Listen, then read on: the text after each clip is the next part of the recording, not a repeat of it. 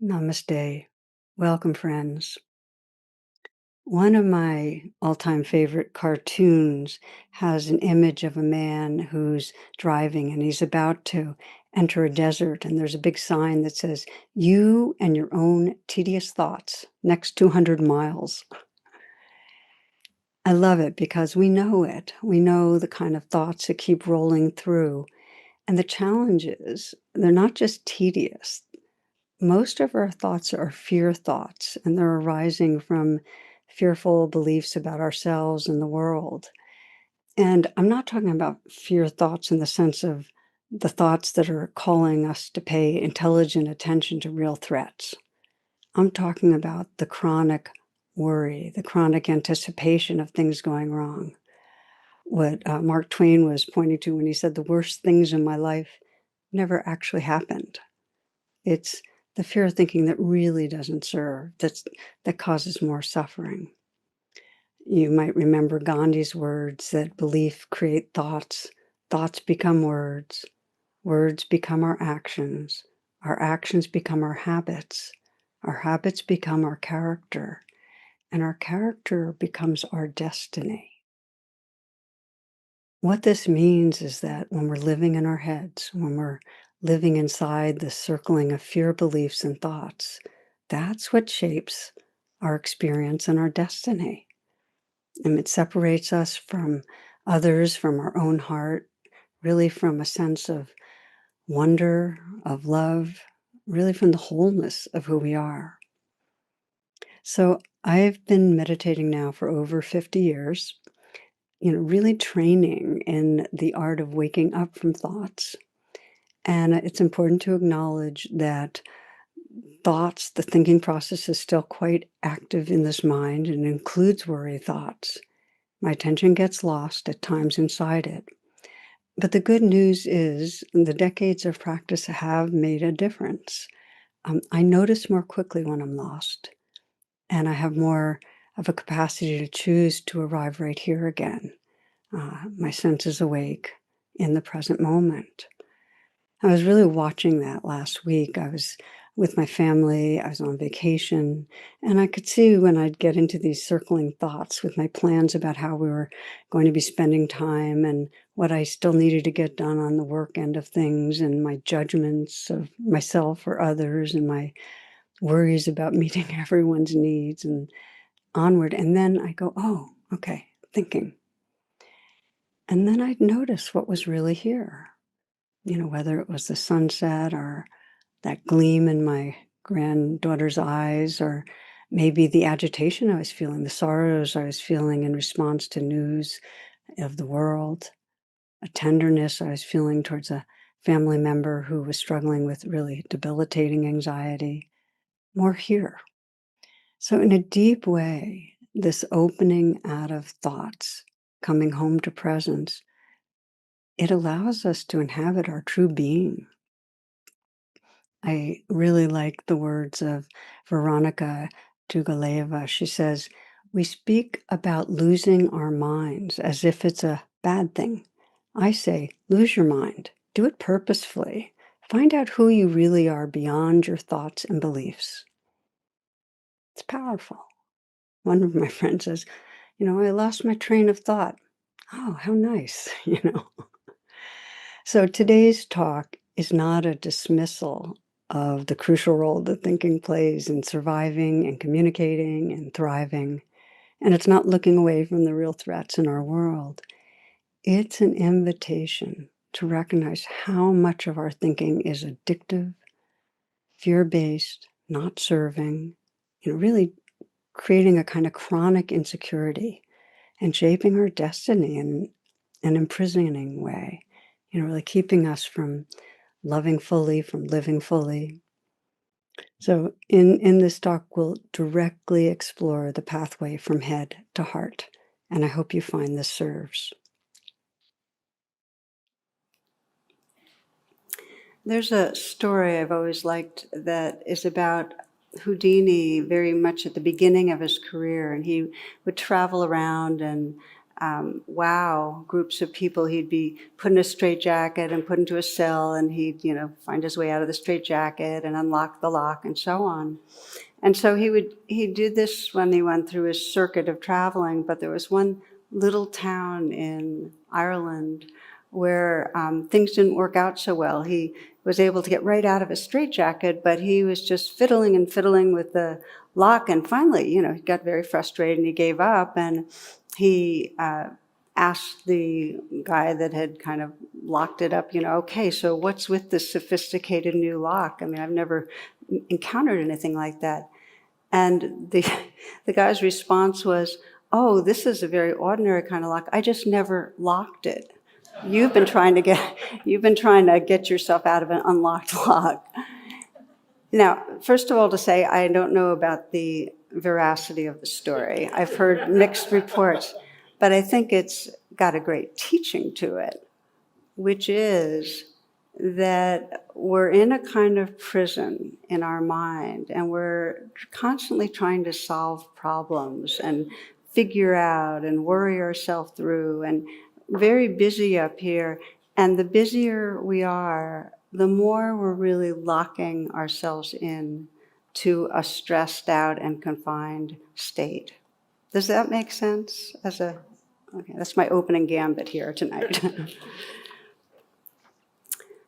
So then the question is, how come we keep racing around in our minds? And so often what we find, and how come that busyness ends up causing us such trouble? And we know from an evolutionary perspective, and I bring this in a lot because it explains so much, that we are operating off a negativity bias, which means that most of our thinking is fear-driven, and the faster and busier we get, the more it's really being propelled by fear, okay? And so what that means is that the more we're thinking, the more we kind of get isolated in a sense of separateness and not okayness. And there was that wonderful study done at Harvard some years back that showed that like 46.9% of our time, our minds are wandering. And during that time, we're unhappy. We are not happy. Wandering minds, busy minds, that addictive thinking does not make us happy. So we just start looking, well, what's the tenor or the mood underneath our thoughts? And the Buddha put it quite succinctly. He said, whatever you frequently think and ponder upon, that will become the inclination of your mind. And that to me is such a powerful statement, that if we look at today, what were your thoughts like today? How you live today is how you live your life. What's the mood that's created by the thinking that's most habitual for us? And you might consider today, how much of the day was your mind busy trying to figure something out or worrying about something? Assuming that there was a problem to solve. Because that's what Houdini was, assuming a problem. Well, we assume we're dealing with a problem. We work our way through the day trying to solve things in our mind. How many moments was there that kind of open presence where you really, for us here in DC, let yourself take in a bit of the spring that's here? So just to back up a little and say that this isn't like, like this whole put down of the thinking mind. Thinking is totally essential for surviving and thriving. And, I had to think to put together this talk, and we have to think to do the architecture for a building, or for medical advances, or to communicate, or in spiritual practice, there's all sorts of wise contemplations. Thinking is, can be a great servant, as they say, and it's a terrible master. Because what happens when we're really believing our thoughts and we're really caught inside them is that they perpetuate fear, anger, sense of separation, jealousy, depression, anxiety. They perpetuate moods that make us miserable. They end up creating distance between us and others when we're hooked on our thoughts because we want to be right. Have you noticed how much it matters to be right? There's a cute story about a little boy who was talking to his teacher about whales, and his teacher said it was physically impossible for a whale to swallow a human because although it's a huge, huge mammal, it has a very, very small throat. Because they were talking about, and she says, well, and the little boy said, but a whale swallowed Jonah. And the teacher said, no, that actually didn't happen.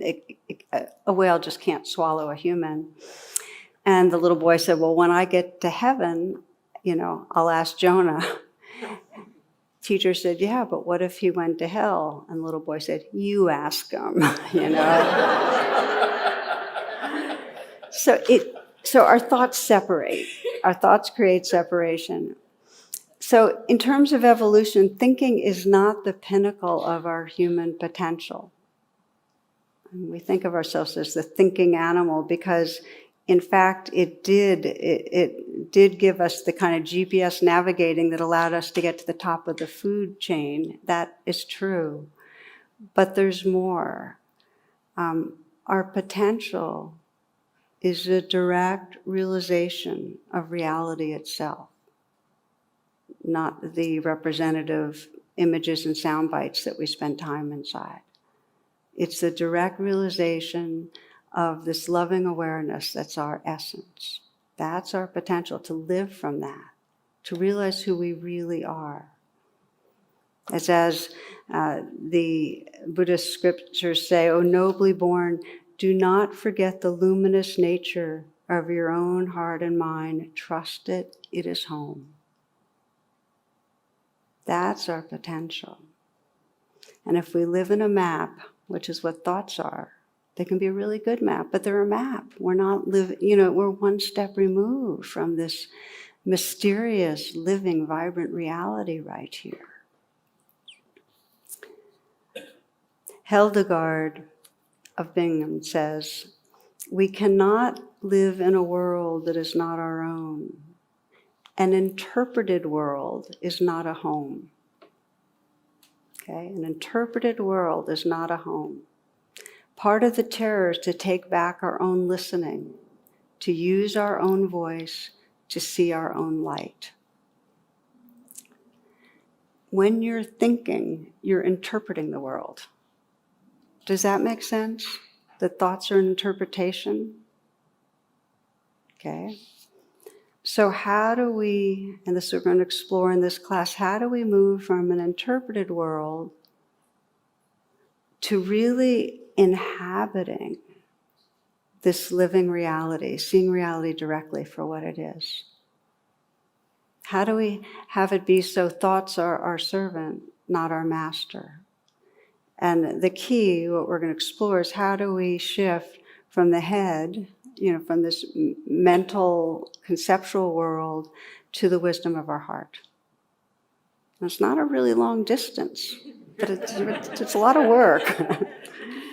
So in meditation, there's many styles. I mean, they all have to do in some way with quieting our mind. It's like clouds. Instead of being inside the cloud, can we get outside them so we can, it's not getting rid of them, but that we have a bigger picture.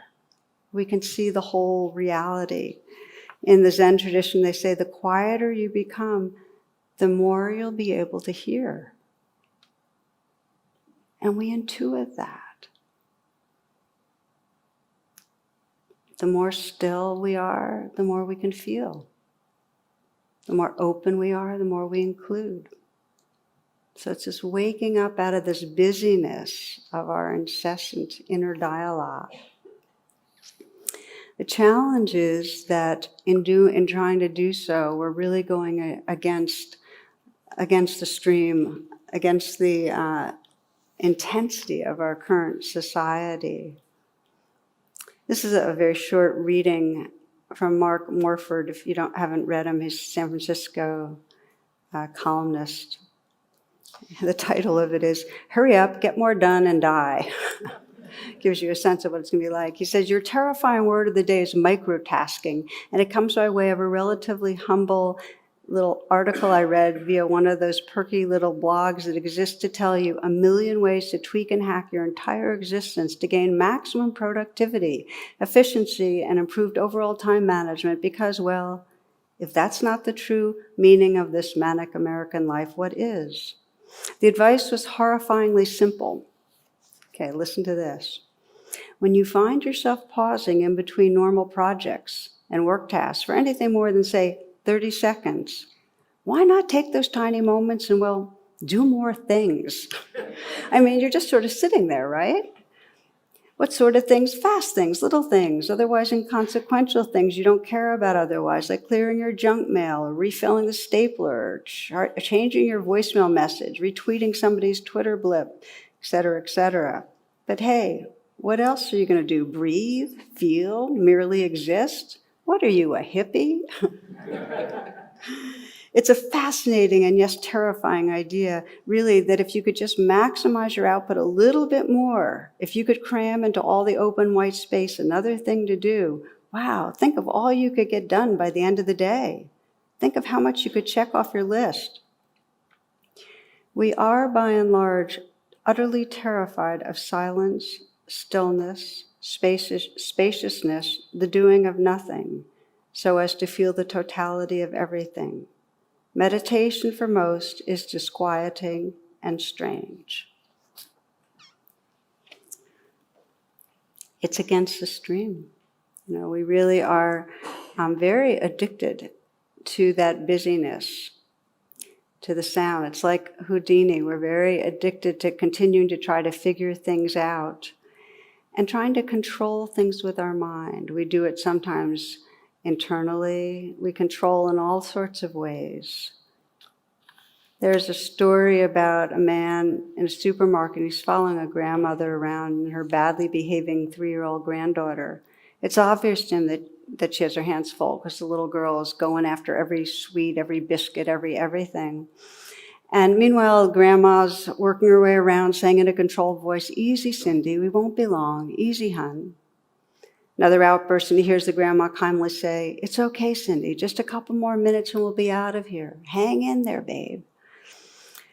Checkout, little Tara's throwing items out of the cart, and the grandma's again saying in a controlled voice, Cindy, relax, sweetie, don't get upset. We'll be home in 5 minutes. Stay cool, Cindy. Very impressed. The man goes outside where the grandmother's loading her groceries and the little girl into the car. So he says to the elderly woman, it's none of my business, but you were amazing in there. I don't know how you did it the whole time. You kept your composure. No matter how loud and disruptive she got, you just calmly kept saying things would be okay. Cindy's very lucky to have you as her grandma. Thanks, said the grandma, but I'm Cindy. This little terror's Jennifer.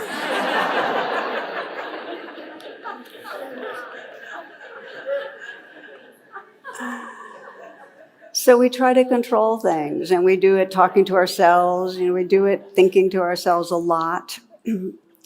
So sometimes we can reassure ourselves with thoughts, but usually, even when we're saying it's going to be okay, we're reaffirming that there's a problem here, that we've got a problem on our hands.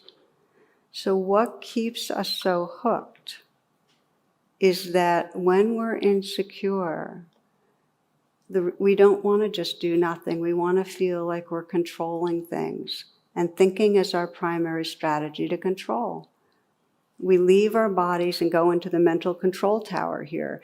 And because in an evolutionary way, that's how our species got ahead, this is it. This is the thing we think will work.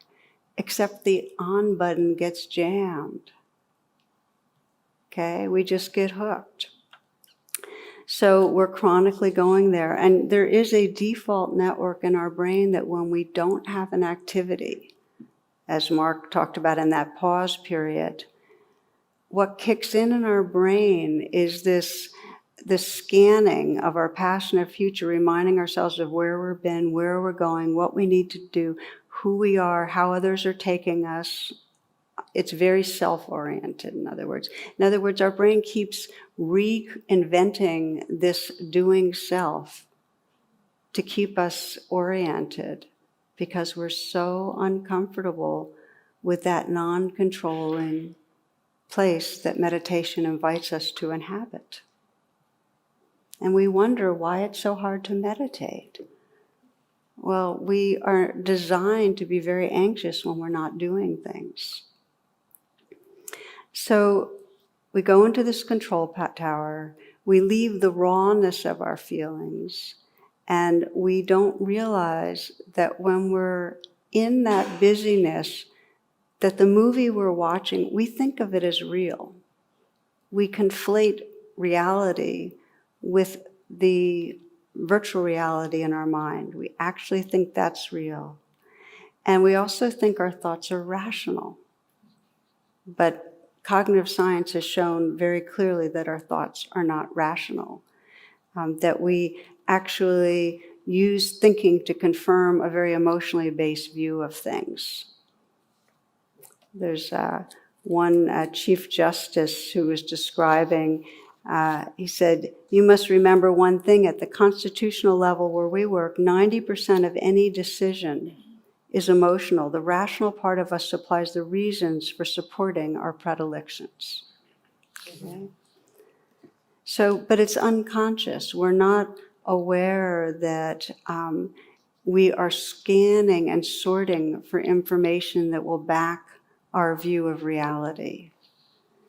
There was two men, lifelong friends, that had a very esoteric view of reality, and they were very curious to see what happened, after you die. And so they made a deal that whoever died first would in some way contact the other from the afterlife to give them, some information on what it really was like. And so Irv dies first, okay? I'll read the rest. Norman doesn't hear from him for about a year, but then one day he gets a call. It's Irv. "Oh, so there is an afterlife. What's it like?" Norman asks. "Well, I sleep very late. I get up, have a big breakfast, have lots of sex, then I go back to sleep, get up, have lunch, have more sex, take a nap, huge dinner, more sex." "Oh my God," said Norman. "So that's what heaven is like?" "Oh no," says Irv, "I'm not in heaven. I'm a moose in Wyoming." And you can see it. He's got his heaven constructed in his mind. We have this idea in our mind, and we feed it.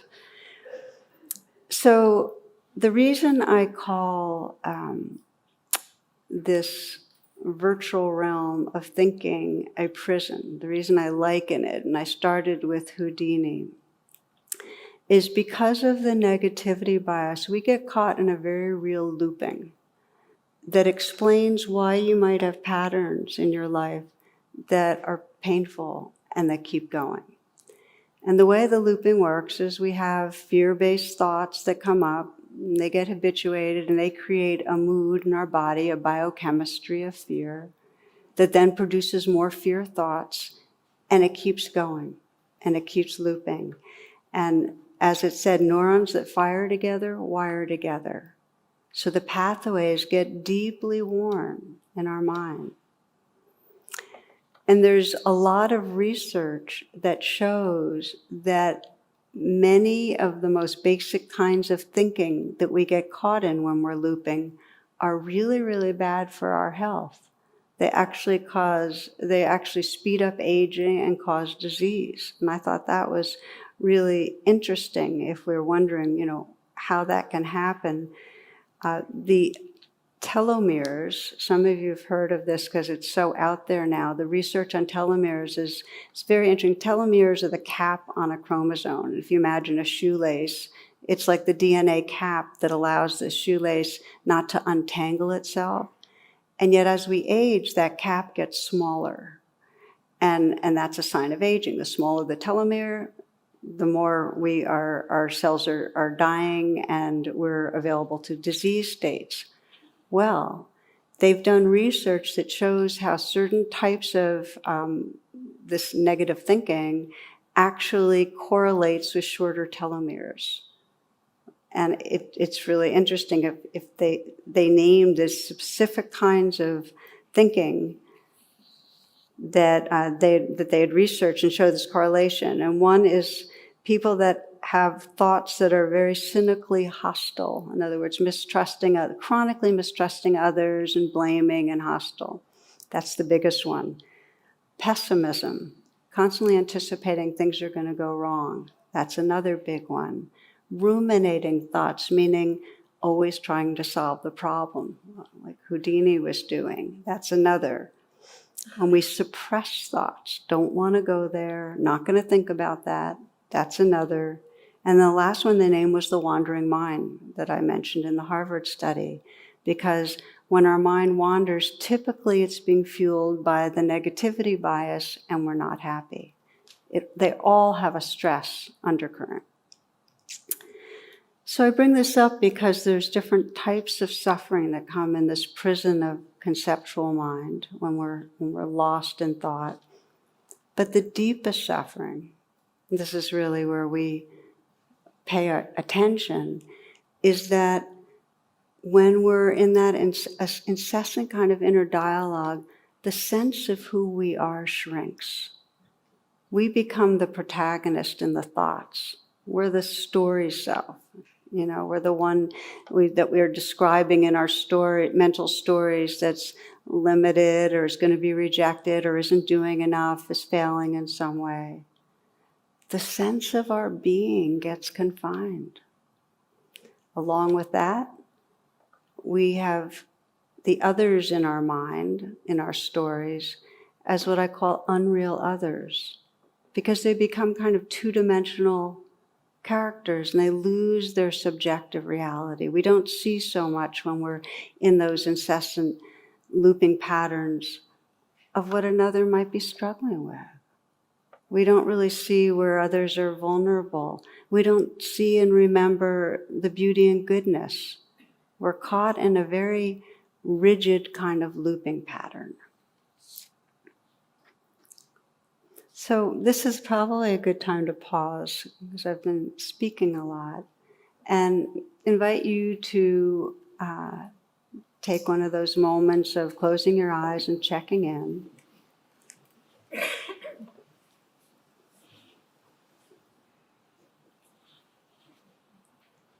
Let yourself come into your senses. Feel your body right here.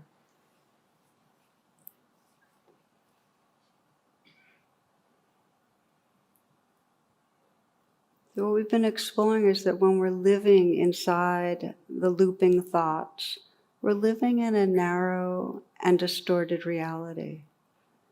And that's what gives rise to suffering. We end up feeling stuck in an anxious self or a fearful self, an angry self, an isolated self.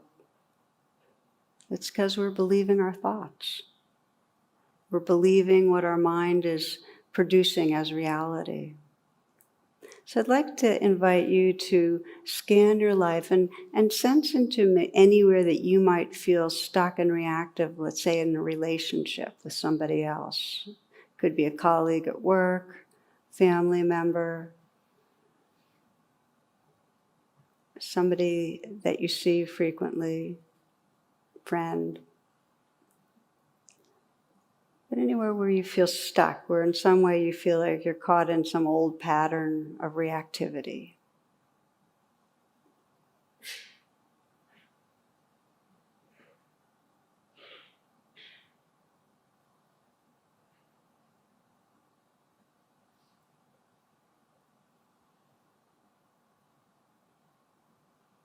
Once you've identified the person and the situation, and you might even zoom in a little and bring to mind the particulars of where you get caught in that reaction, what's going on in those moments.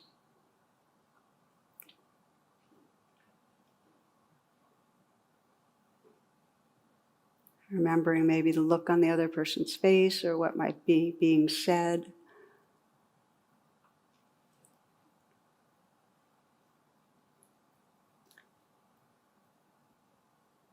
And as if you could be kind of like outside of yourself, a light in the corner of the room beaming into your own mind, what are the thoughts and beliefs going on in those moments? I mean, what is it that you're really believing about the other person, or how they feel about you, or about what's going to happen? What are you believing that is part of this suffering? Are you believing that you're going to be rejected, or that this means this person couldn't respect you or like you?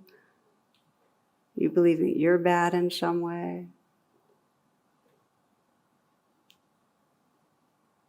Are you believing they're bad, they'll never meet your needs or never behave in the way you need them to? What are you believing?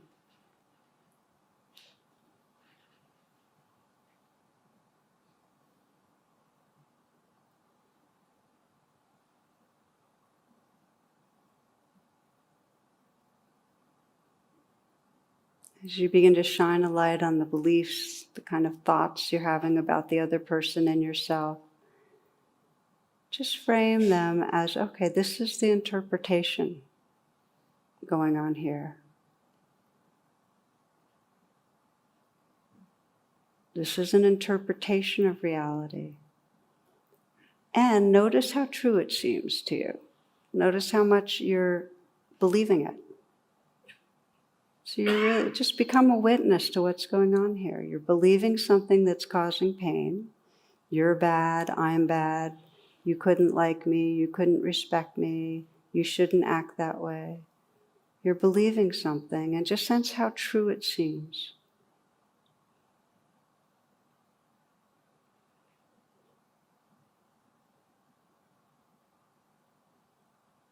Sense what the believing does to your sense of yourself. When you're believing this, what's your sense of yourself?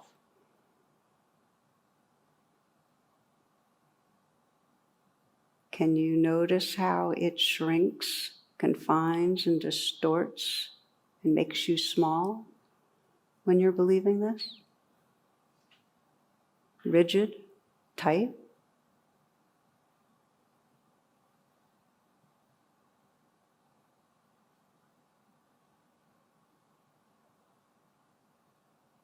And when you're believing this interpretation, what's your sense of the other person? Can you sense that it's narrowed, constricted, perhaps two-dimensional? How they're a character, and right now perhaps the enemy in the story, the movie in your mind? So this is the effect of that continuous looping. Creates very deep interpretations or beliefs that contract us, that have us perceive an unreal other, and cause suffering. And the beginning is just to begin to look at it, just like you're doing right now. To have the willingness or courage to investigate a little. This is a belief. Do I have to believe it? Can I sense the suffering of it? We live with the assumption that our beliefs are truth, and we don't often pause. You can, if you'd like to open your eyes, it's fine, or you can sit with your eyes closed. But this is where I, in my own life, often reflect on the phrase from a Tibetan teacher, real but not true. That these interpretations or beliefs are real in the sense that they're going on, they're actually happening in our brains, and they're real in that they're creating a real effect on us. They're part of this looping that then creates some bad feelings, some anxiety, some fear, some hurt, that then produces more thoughts. And so they're real in that way. They're actually having an effect on our lives. But that doesn't mean they're truth. They're still interpretations of reality. And if you can sense a glimmer of, I might not have to believe this, I might be able to loosen up this belief, that's a glimmer of freedom. If you're stuck, you're believing something that's not true. Here's a story that I find interesting. An older man who was a lifetime smoker, and he was hospitalized with emphysema. And after a series of small strokes, his daughter started urging him, as she had regularly done, to give up smoking.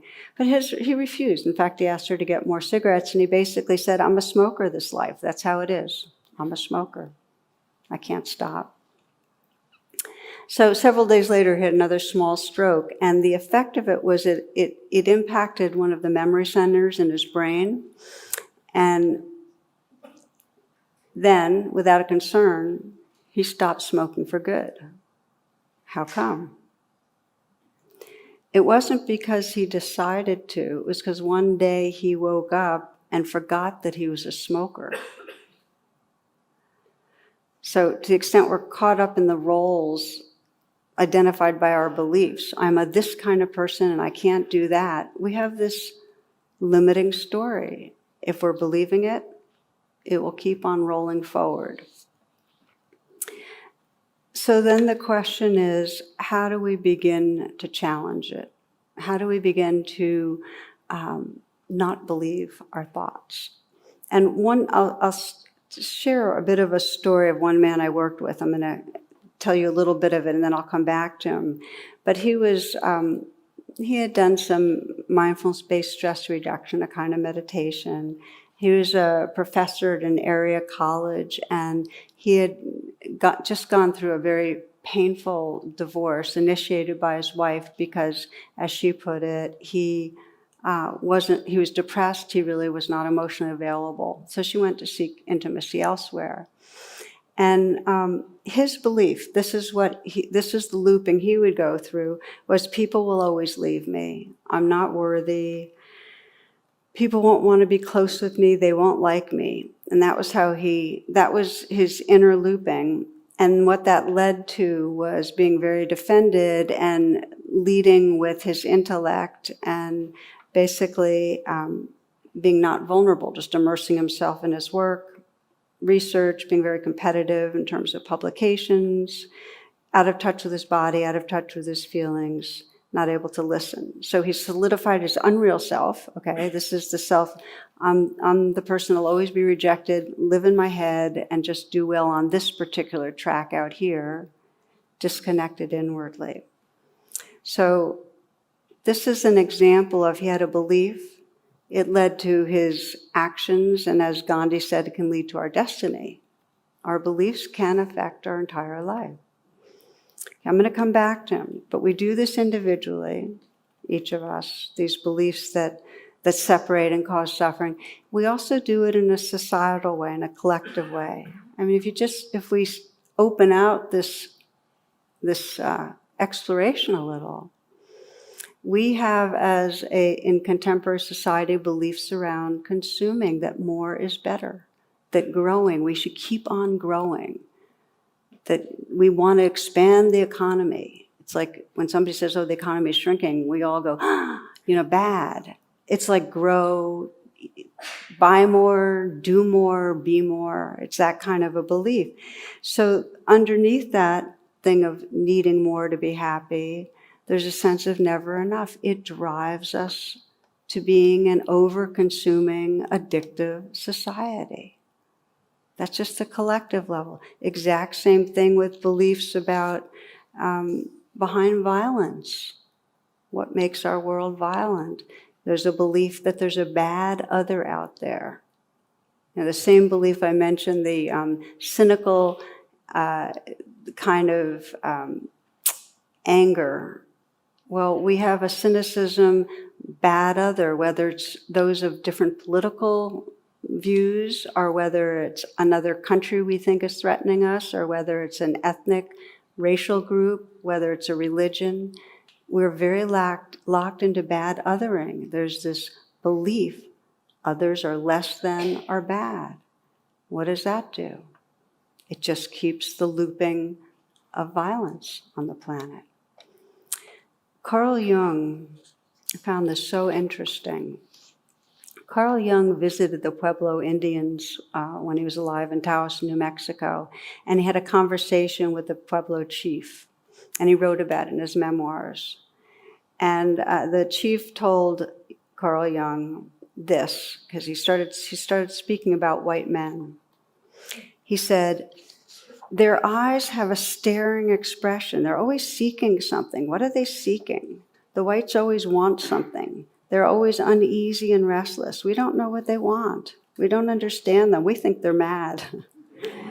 I asked him, this is what Jung writes, why he thought the whites were all mad. And the response was, they say that they think with their heads, the chief replied. Why, of course, said Dr. Jung, surprised. What do you think with? The response is, we think here. We think here. And he wrote, this Indian had struck our vulnerable spot, unveiled a truth to which we are blind, that we are perceiving reality through concepts in our head, driven by fear, where there's a possibility to experience life with a very wise heart. So this is where we're going to take the last part of this reflection together, is how do we make that move from this habit, this addiction to our looping thoughts, to a wise heart? And the training, the essence of our meditation training is to be aware of when we're thinking. So rather than being lost in thoughts, we can begin to notice, oh, a thought's happening. It's just a thought. And that is, my friends, the biggest takeaway from people that have gone to enough classes or come to a retreat is, oh, I don't have to believe my thoughts. It's like, oh, it is a movie and it really has impact, but I don't have to believe it. That starts opening the door to freedom. There's, in our meditation community, we have a family program, and one of the co-founders, Jen Jordan, who's one of our IMCW teachers, did a skit in the family program, and I want to share with you about it. She pretended in the skit to be in 4th grade, and the children posed as her teachers and her friends and parents and so on. And one by one, they'd approach her and they'd do or say something to her. Like, for instance, no, for the 10th time, you can't get a rabbit. Or, here's your test, you didn't do so well. Did you study? Or, you are so popular and pretty. Or, 2 friends came next to her and began whispering and pointing their fingers at Jen. When this so throughout, Jen would start speaking out loud her thoughts.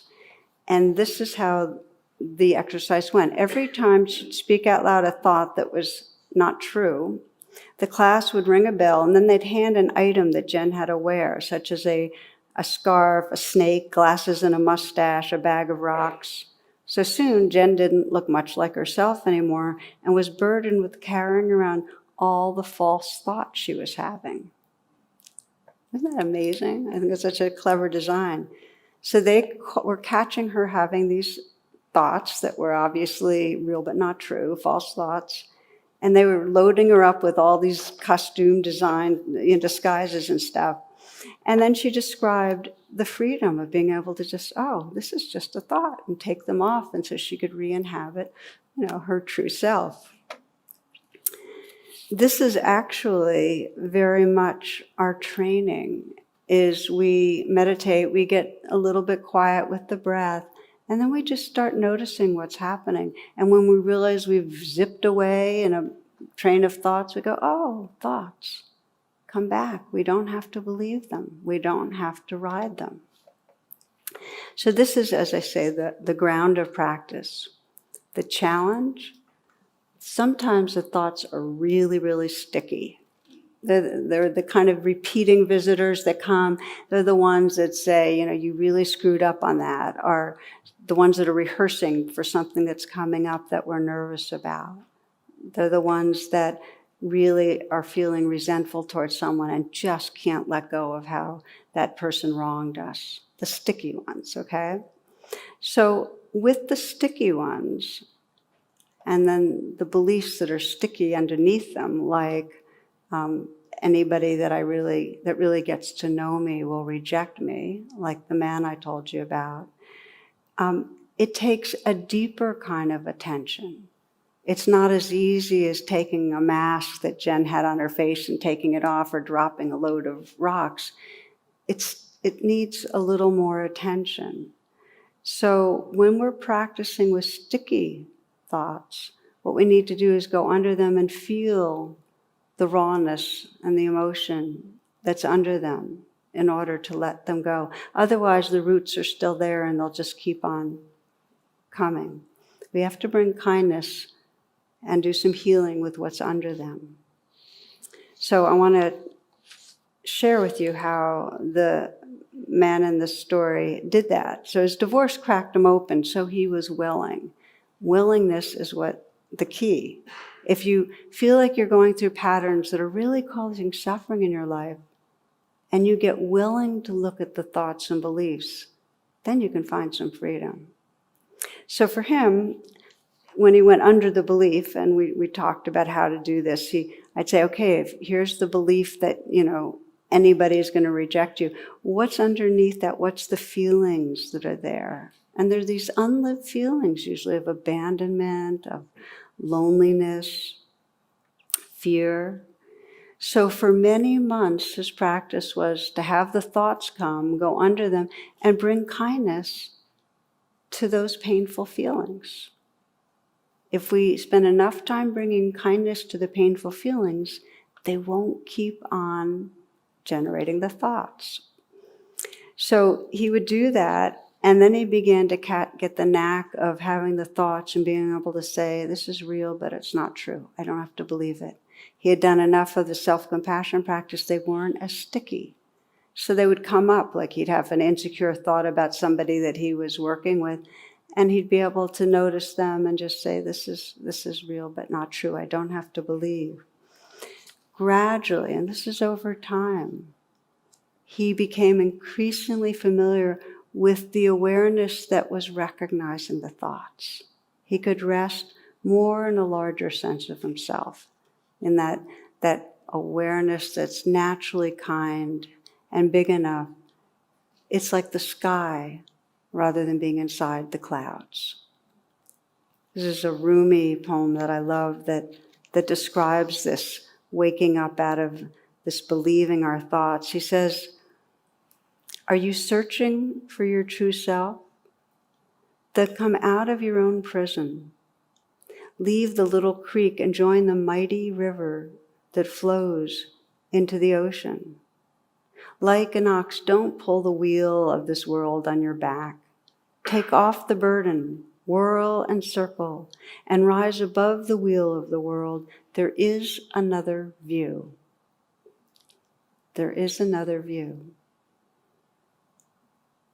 You don't have to live in a limiting story of yourself. You just don't have to do it.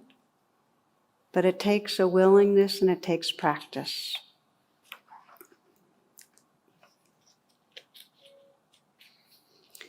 The moment you shift open your perception from believing a rigid belief, your biochemistry changes.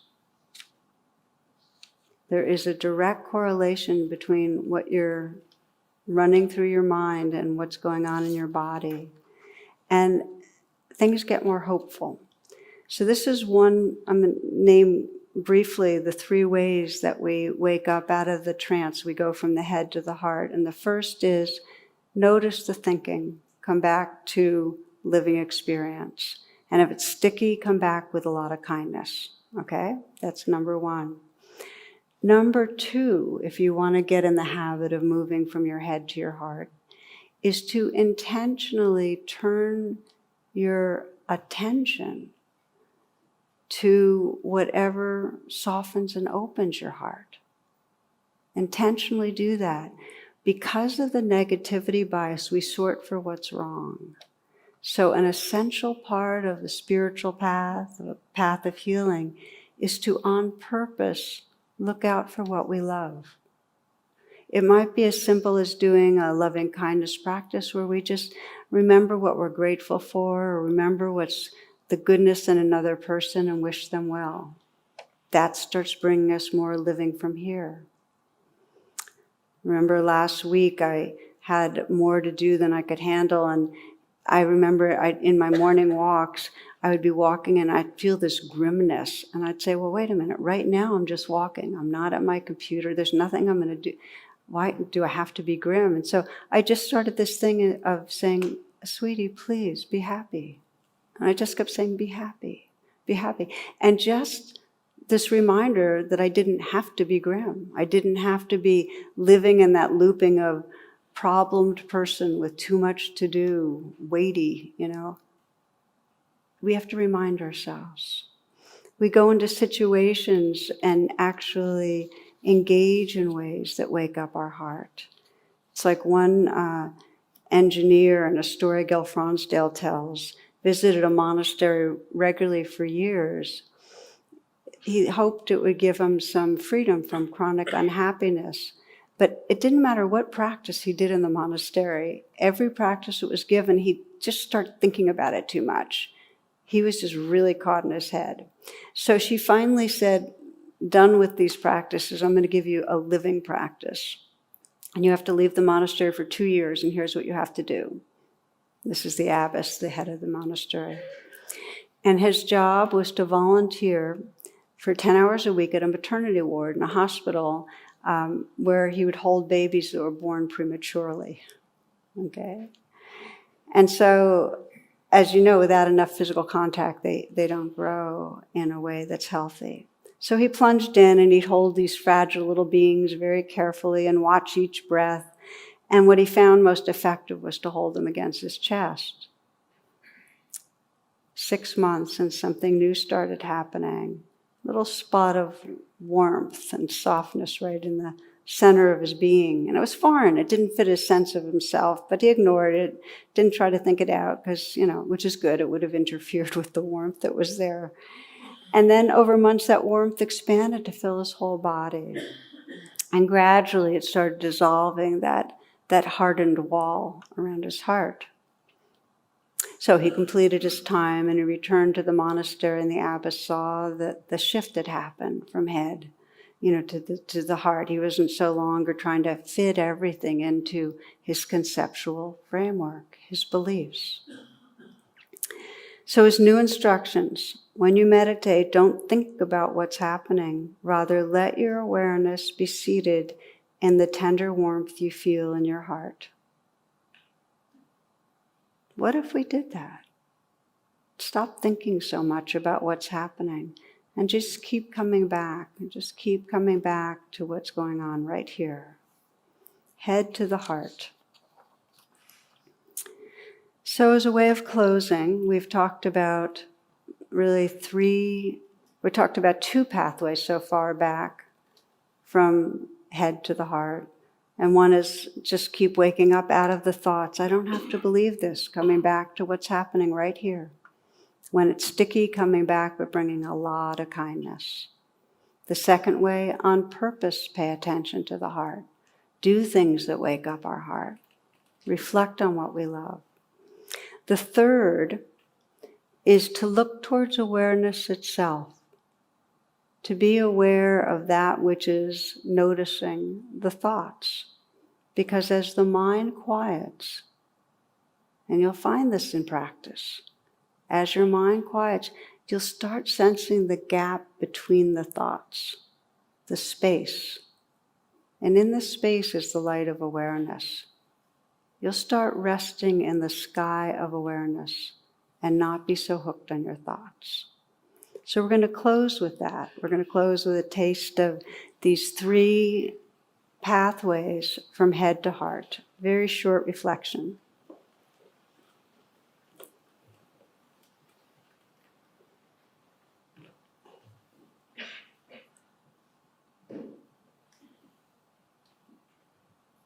Closing your eyes and taking some moments to awaken your senses. The more you ground yourself in the moment-to-moment experience of your senses, the more clear it'll be that you've gone off into thoughts when it happens. So you might start by listening to sound.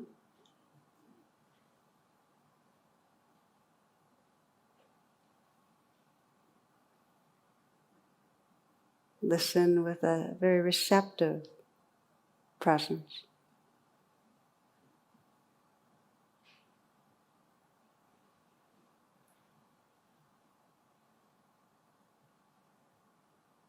And with that same receptivity and openness, see if you can listen to and feel into the body the sensations that are here. You might feel the tingling in your hands.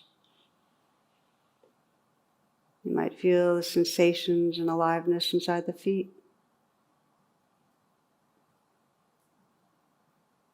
Letting the chest be open, feeling the heart area. Feeling the breath as if it's coming in and out of the heart.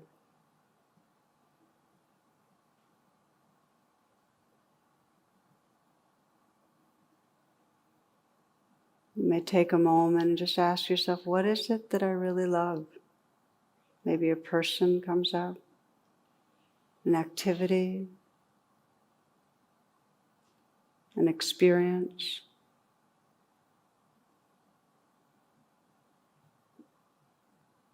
Just sense something, someone that you love. What brings up that appreciation, that loving feeling.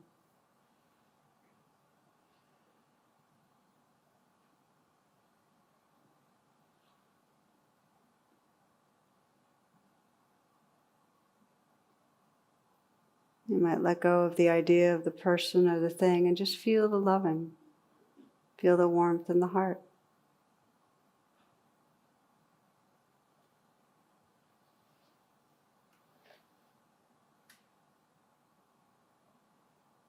Sensing this whole flow of that warmth of the heart, tenderness, sensations in the body, sounds. There may be thoughts that come and go.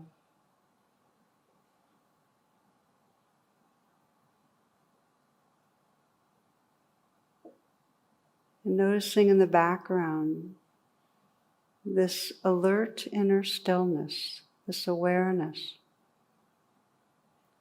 that's aware of the changing flow.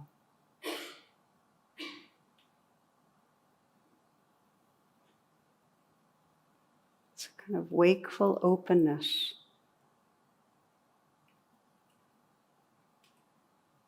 That notices the sounds that arise. It's that presence that's aware of the sensations that are here.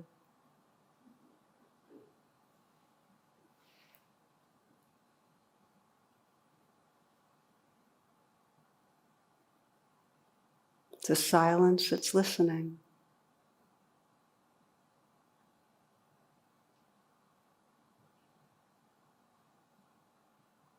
It's a tenderness that can respond to the life that's here spontaneously, with care. To move from the head to the heart is to wake up out of the ideas of this life, to open to this changing flow and the awareness that everything is happening in.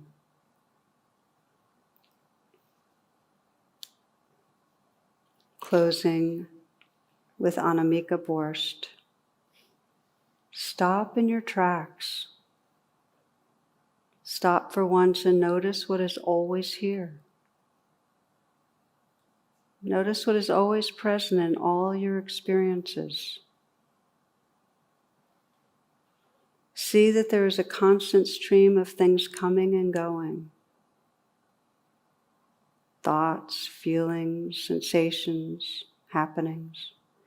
They all have a beginning and an end, constantly changing. Notice that there is something that notices this stream. Something that is always here, unchanging. This something is just here. It's always here. It is never not here, always present. the one thing that is constant. It is so close and natural to us, we fail to notice it. It's like searching for our glasses while all the time we're looking through them. We are this timeless, always present awareness.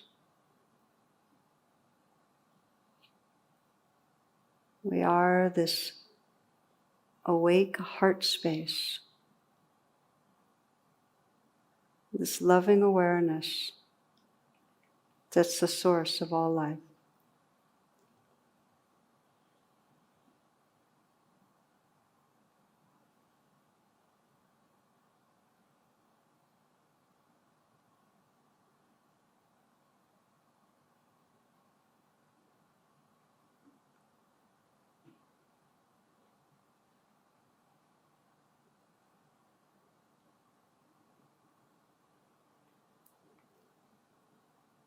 Namaste, and thank you for your attention.